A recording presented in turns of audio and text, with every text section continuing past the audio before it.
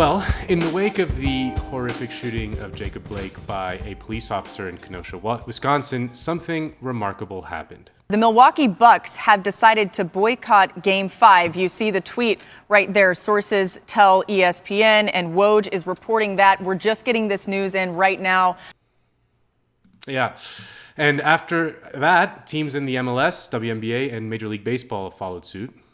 The Milwaukee Bucks became the first team to make the decision to boycott their game against the Orlando Magic, but that was just the first domino to fall. The NBA ultimately postponed all 3 playoff games today, and no WNBA games are being played in Orlando either. But notice the word they used, boycott. What these athletes did was not a boycott, which is typically understood as withholding your dollars as a consumer, like, say, refusing to buy a product because they are made by child slaves or something like that.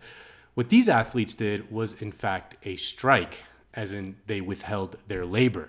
And the effect of a strike is always going to be much more powerful than that of a boycott. Let's let America's greatest broadcaster, Stephen A. Smith, explain. The Bucks organization as a whole supporting one another, we give them props. The Orlando Magic joining in, we give them props, because I think that if the Milwaukee Bucks stood alone, it would have been absolutely positively disastrous. It would have looked like a house divided. They would not have looked like they were coming together. People would have found ways to poke holes at these guys, and it would have been counterproductive in my estimation. But when you stand up collectively, what you're saying is, and what you're admitting, Rachel, is that you know there may be a potential sacrifice in here. Obviously, the networks are going to lose money potentially. That means the league is going to lose money. That means individual owners are going to lose money. And as a result, they're going to ensure that the players lose money. Nevertheless, the players said, damn that, to hell with it. Yeah, when you stand up collectively, you ensure that the network loses money and that the owners lose money. Look at Stephen A. Smith go. And I don't want to make this point to be like an annoying pedant. In fact, if I really wanted to be pedantic, what the players did was technically a Wildcat strike because it was not previously sanctioned by their union leadership. But I think it's important to make this somewhat pedantic language correction because we need to recover the language of labor militancy so that we can realize our collective power as workers. The fact that the entire news media, from ESPN to the New York Times, and even the players themselves called this a boycott speaks to just how absent the idea of striking is in our country these days. As Twitter great Carl Bejer wrote in a reaction to the use of the term boycott, he said, quote, "Americans are so immersed in capitalist ideology that we are used to thinking of political action as an exercise in consumer choice. We even speak of democracy as a political marketplace where politicians promote their brands to voters. References to strikes as boycotts should be understood as an attempt to integrate labor action back into capitalism's conceptual framework where such things simply do not take place. Perhaps some demagogues are doing this deliberately, but more often it should simply be understood as people speaking and thinking in the language they're familiar with. That is how ideology works." And yes, the NBA players who went on strike are mostly highly skilled, talented millionaires. Some may wonder, what do a bunch of overpaid 20-somethings got to do with me? Well, more than you'd think, because the fundamental factor of class relations is not so much your income level, but more whether you are an owner, aka a boss, or you're a worker. And in the NBA, the players are workers, and the owners, most of them billionaires, are the boss. And while you may not feel like you have a lot in common with Giannis Antetokounmpo, aka the Greek Freak, because you can't dunk a basketball, you can take inspiration from his example. Yeah, sure, you're not 6'11 and 240 pounds with freakish handling ability, but you are a worker, and so is Giannis. And if you are a member of the working class, there is power there, even if you don't realize it. As Vivek Chiver says, the working class is unlike any other social grouping in the non-capitalist section of modern society. However penurious it is, however dominated it is, however atomized it is the goose that lays the golden egg. It is the source of profits, because unless workers show up to do their work every day and create profits for their employers, that principle of profit maximization cannot be carried out. It remains a dead letter. Workers, therefore, have an opportunity. If they take advantage of it, they hold the lever to the stream of profits that keeps the system going. This idea is well understood by the capitalist class, but it's been erased out of the collective consciousness of a huge chunk of Americans, I mean, Hollywood used to produce movies about labor strikes all the time. John Ford's 1941 classic, How Green Was My Valley, won the Academy Award for Best Picture, beating Citizen Kane. That movie was all about a labor battle in a Welsh coal mine. In recent times, we had Sorry to Bother You, but that's pretty much it.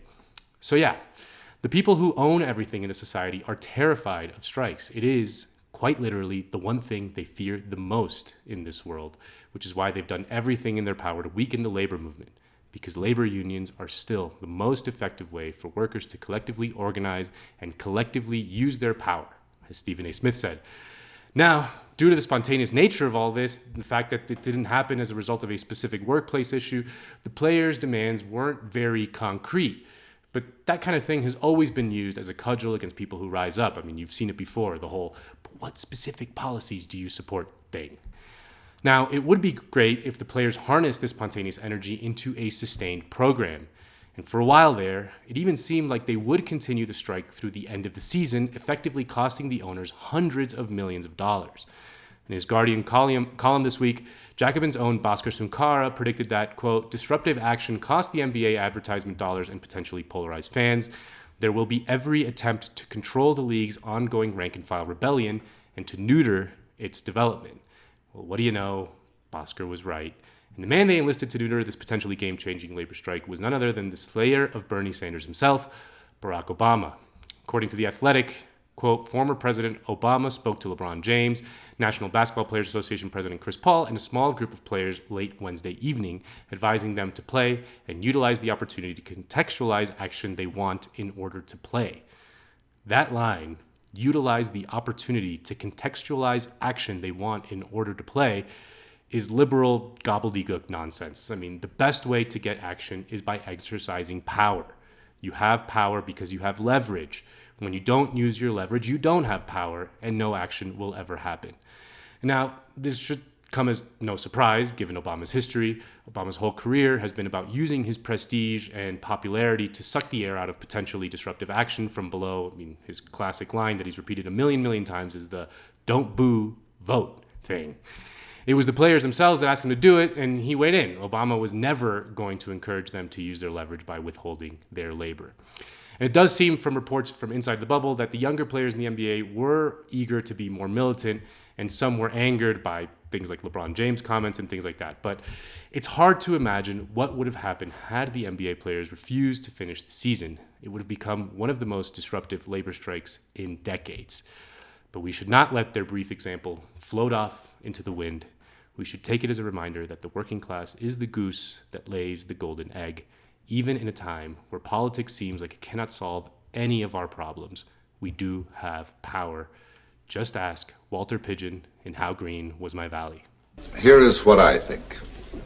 First, have your union. You need it. Alone you are weak. Together you're strong. But remember that with strength goes responsibility to others and yourselves. For you cannot conquer injustice with more injustice, only with justice. Still can't believe that movie beat out Citizen Kane. So yeah, Anna, what do you think? I think that was excellent. And, you know, one of the things that I've been thinking a lot about is how do you convince workers to organize and to strike? How do you get them to understand their own power? And so I've been reading a lot into Gramsci's theories and philosophy, Antonio Gramsci. And I think that his work really brings up an important point that we can learn from, which is we tend to put the cart before the horse, right? So I think part of it is really spreading this message of cultural hegemony, you know, and how we've been kind of living in this bubble where we're actually discouraged from questioning our cultural norms and the society we live in. Things don't necessarily have to be this way.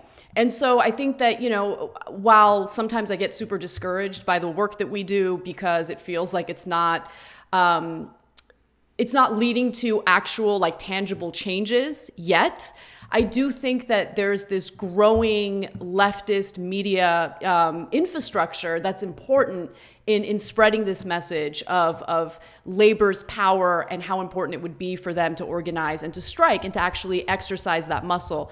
But I do want to bring up one, I guess, monkey wrench to this possible avenue in spurring actual change in the country, which is, what we've experienced during this pandemic is a giant divide between working Americans and corporations. And corporations have been doing pretty well because the Federal Reserve is just printing money and essentially giving these trillions of dollars in bailouts to banks and major corporations. So that's part of the reason why the stock market's doing really well, record profits for people who are able to invest in the stock market, while we have tens of millions of Americans who are jobless right now. So I'm very curious what the response would be from the Federal Reserve if we have these mass labor strikes. It does kind of add a little bit of a question or a wild card in the equation, but I'm curious what you think about that. Well, no, I mean, that's, the Federal Reserve played a key role in destroying the labor movement in the late 1970s under Paul Volcker, right? I mean, he explicitly said that the American worker is going to have to start accepting a lower standard of living. This was, the 1970s was kind of the high point of worker militancy, and eating into actual profits, and then the Federal Reserve was key in undermining that. I mean, don't get me wrong, that is absolutely a potential threat in the future again. So but I mean, it's just at the end of the day, nothing will happen. Like, nothing happens without a revitalized labor movement. Nothing meaningful, right? I mean, people love to talk about civil rights and the victories of the civil rights movement, but they often exclude the role of organized labor in passing the civil rights bills that we all know and love. They were a huge part of why they were able to get through. I mean, if you read the biographies of Lyndon Johnson, like that, the Robert Caro ones, I mean, they talk about how labor was absolutely key in passing those reforms. So, it's the only thing that can counterweight the overwhelming power of corporations, right? Is just an organized working class. That's just there's no other way to do it. Like, there really, I can't see of any other way to do it. It really is the only avenue we got, as difficult and hard as it is. Like, that is the only way forward. Yeah, I agree with you. And I wanted to just quickly touch on what you mentioned regarding some of the criticisms and critiques we heard from, in my opinion, dishonest actors in response to professional athletes striking. I think everyone should read Bhaskhar's full piece in The Guardian. It was so well done because it addresses those critiques. And you got to remember, a lot of these professional athletes, first of all, do have a lot to lose. I mean, just take a look at what happened to Kaepernick, who didn't even do a strike. He just decided to kneel during the national anthem, and his NFL career is over, right? So there is a lot to lose. But when you look at these specific players who recently decided to strike, I mean, they come from communities that have been negatively impacted by, of course, racism, but also the wealth and income inequality that so many Americans are dealing with right now. But it's definitely pronounced when you look at communities of color and Black communities. And so they're not far removed from those communities. They come from those communities and were, as Bhaskar perfectly mentioned in his piece, enriched by them, nurtured by them. And so I give them a lot of credit. I think it took a lot of courage. I don't care how much money they're making. There was a lot on the line. There is a lot to lose when you make such a strong political statement and you stand up against capitalism, really, when you threaten the profits of the most powerful people in this country. And don't forget that Orlando is owned by Betsy DeVos. Oh, yeah. And so that takes guts. It takes guts to stand up and say something. No, absolutely. I mean, again, it's there's been a sort of slight uptick in labor militancy. We saw the teacher strikes of the past year. There's a strike. There was a big strike in Portland in the ports, and but But this would be, like this is like a much more visible phenomenon, right? The NBA is watched by millions of people, billions of people really all around the world. These are idolized figures in the society, like the Greek Freak, man. He was MVP of the league last year. And I don't know who that is. We all love him. He's a black Greek guy. He's awesome, So like actions like that from people like that who already have sort of a built-in goodwill could be potentially hugely disruptive. So, I mean, maybe this is just the beginning of something longer. Maybe next season something else happens, or they spread it. I mean, the thought of, for example, like college football players organizing and using their power. I mean, they're already talking about that in the Pac-10 potentially. That would be utterly game-changing. College football is at the heart of Red America. You know what I mean? Like that is a cultural touchstone, almost like on par with like NASCAR, right? If we started to see labor militancy in that arena, it could be potentially game-changing. So we'll see. Yeah.